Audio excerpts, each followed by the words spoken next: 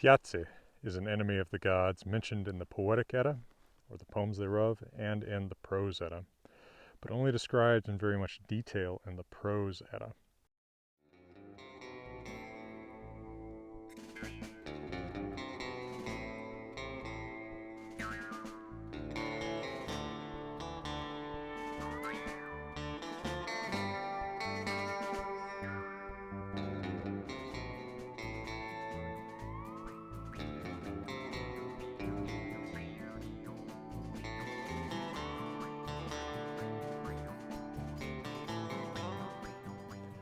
His name is a little bit unusual because it's a case of a name that we can't convincingly connect to any obvious word in Old Norse. Most of the gods and their enemies' names are somewhat analyzable in Old Norse terms. There have been a lot of proposals about what this name might mean or where it might come from, but I think the most intriguing is that it might have something to do with the Sami word for water.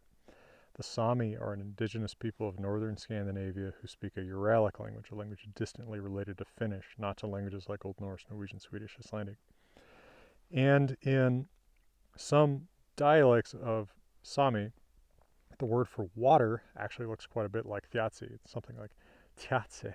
Now, I haven't heard anyone say it, so maybe the way that I'm reading this is not quite how it sounds, but that's quite interesting because, of course, this being Thjazi, who's a Jotun, kind of an, I like the term anti-god for Jotun. Most translations will say giant. He's associated with water and fishing. He is a fishing eagle, and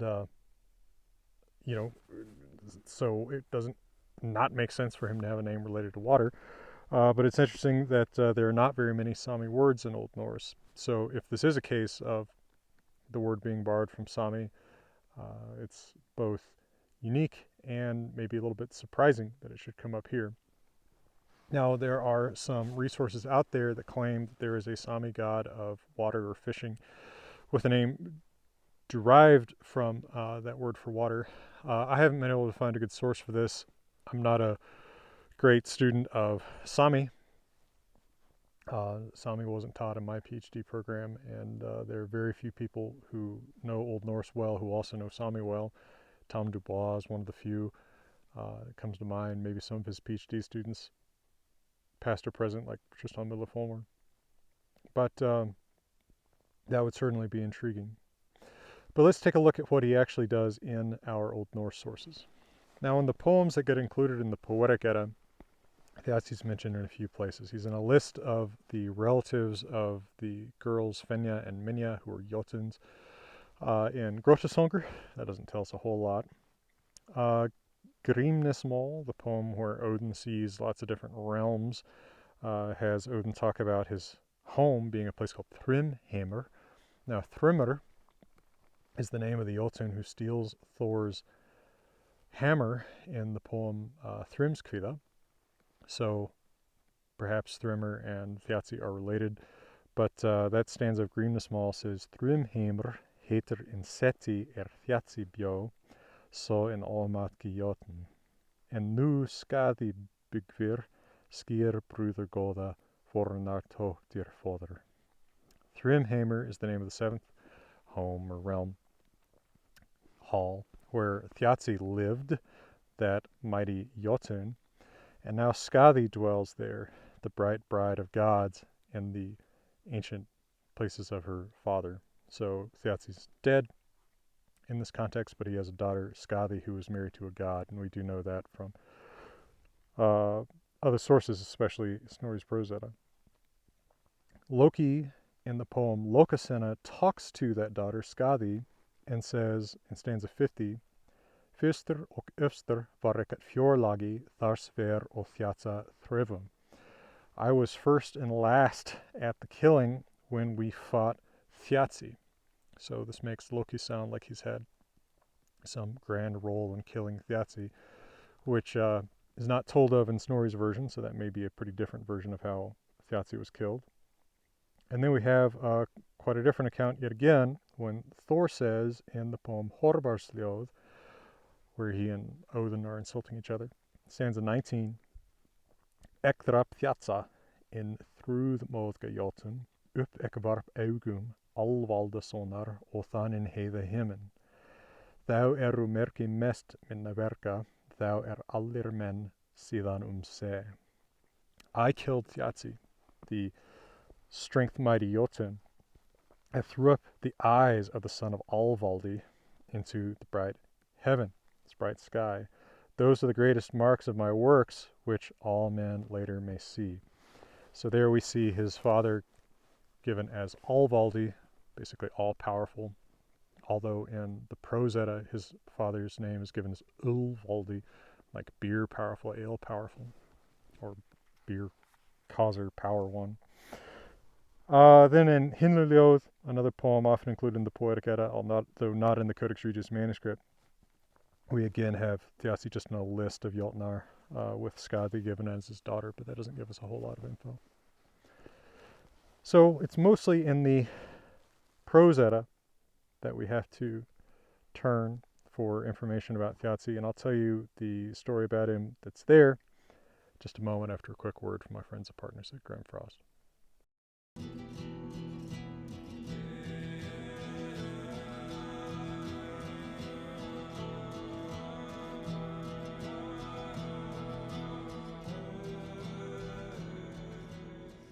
So in the prose Edda, which again I'm just going to be kind of free commenting on, reading out of this Icelandic edition by Heimir Pálsson, is what I usually carry around when I just need to make a quick reference to the prose Edda. The prose Edda, we get this famous story. Odin and Loki and Hunir, who is another god, mythological figure, is very vague, but shows up just kind of in lists like here, traveled around mountains and deserts, and they were very poorly provided for food. They came into a valley where they saw a big bunch of steers or oxen, and they took one of them and they put it in a pot to cook. And when they thought that it might be cooked, they took the lid off the pot and it wasn't cooked. And the second time when they did this, a little time was passed and the meat still wasn't cooked. They wondered who might be doing this, and they heard some speech in an oak tree up above them, and they wondered if it might be the one up there who was causing it not to cook. And they looked up there, and there was an eagle, and it wasn't a small one. And then the eagle said, "If you will give me my fill," same idiom in Old Norse as in English, "of the ox, then the meat will cook." And they agreed to that. So then the eagle let himself sink out of the tree, and he sat down at the cooking meat, and he took up the two legs of the ox and both of the shoulders, so he was eating a huge amount of it. Then Loki became angry, and he grabbed up a big stick, and he swung it with all of his strength onto the body of the eagle, but the eagle reacted to the strike, and he flew up, but the stick stuck to the back of the eagle, and Loki's hands stuck to the other end. And the eagle flew so high that Loki's feet came off the ground, and he thought that his hands were his arms were going to break off from his shoulders, right? He's hanging on, right? It's so hard that since he's not any given movie protagonist, he can't hang on forever. It actually starts to hurt while he's hanging on like that. And so he asked the eagle for peace to be spared, and he says that Loki will never be spared, never have peace, never be saved from this pain, never be put down on the ground again, unless he can swear an oath that he will get Idunn to come out of Allskarðr with her apples. Now, Idunn is the goddess who keeps the apples that the gods eat in order to remain young and not age. And Loki agrees to this. So then he's let loose, and he returns to his companions, and we don't hear anything more about their trip, but at an agreed time, we didn't hear that Loki and Þjazi agreed to a time, but at an agreed time, Loki tricked Idunn out of Allskarðr into a particular forest.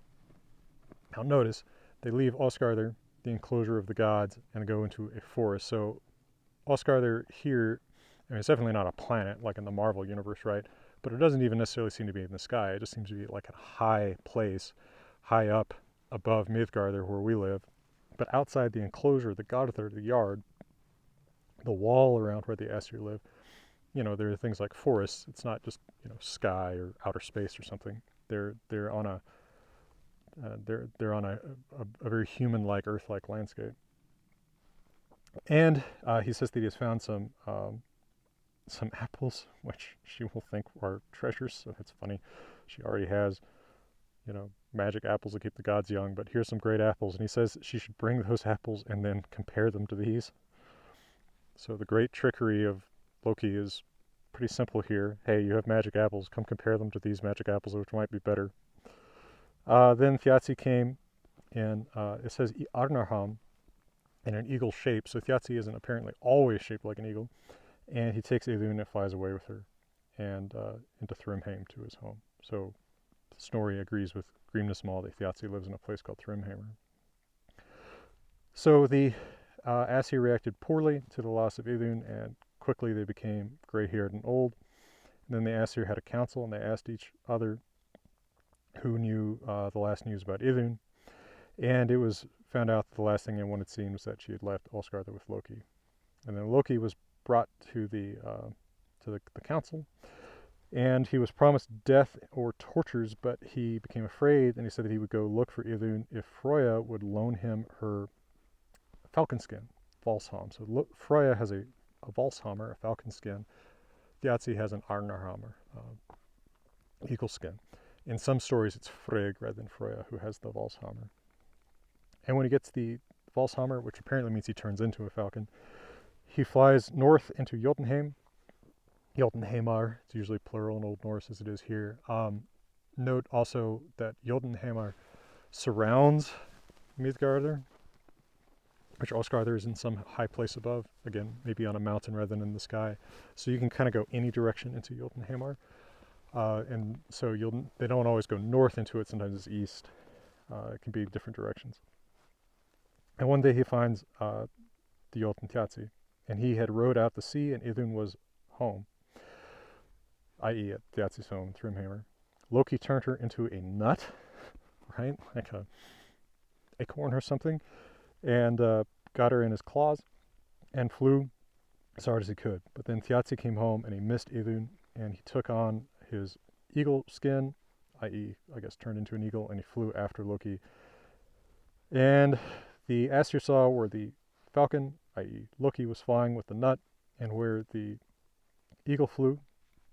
And then they went out under Asgard. So under Asgard, they're under Asgard, i.e. under the fence that actually surrounds the place where they live. And they brought a lot of things to burn there, a lot of kindling and firewood. And then when the falcon, Loki, flew in over the wall, he landed inside, but then the Aesir set fire to all the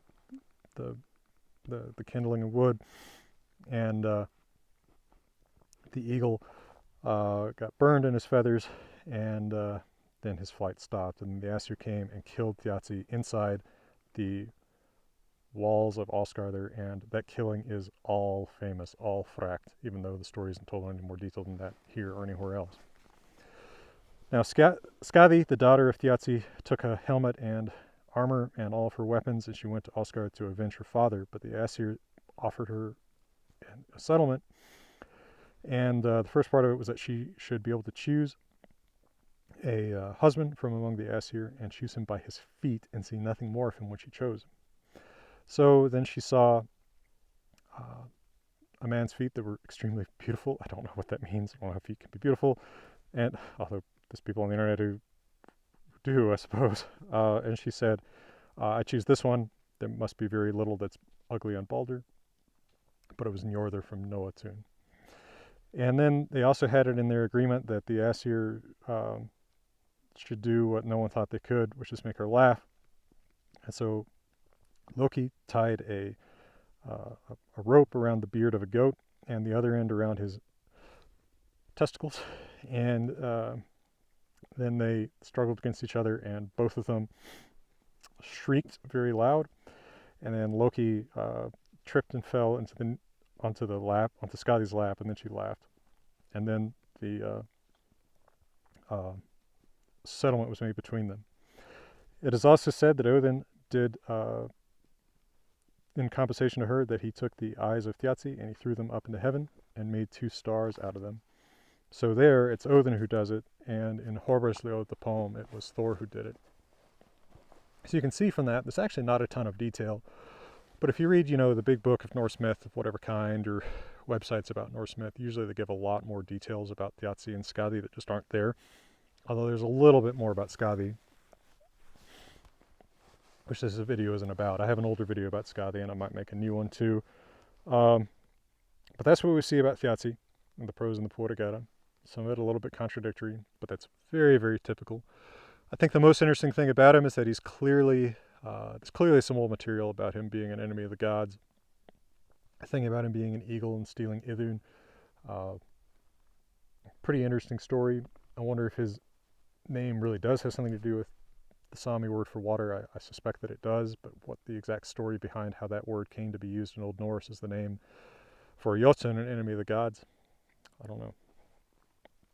I'll keep an eye out for more information about my crowdfunded poetic Edda in Old Norse in runes, the Edda Runica. That's a project that will start getting funded in February 2025. You can join the teaser page now. Of course, you can read my English translation of the Poetic Edda, which was published 10 years ago now, anytime you want. You can also read The Wanderer's Havamal, which has that poem's text in Old Norse too, as well as my commentary on it, and translation, 2 translations, the English translation, the regular one, and the cowboy one. And of course, if you want to support free videos about Norse myth and language that talk about what's there in our original sources, with no agenda or mysticism attached, you can support me on Patreon at patreon.com/NorseBySW, Norse by Southwest. For now, from beautiful Colorado, I'm wishing you all the best.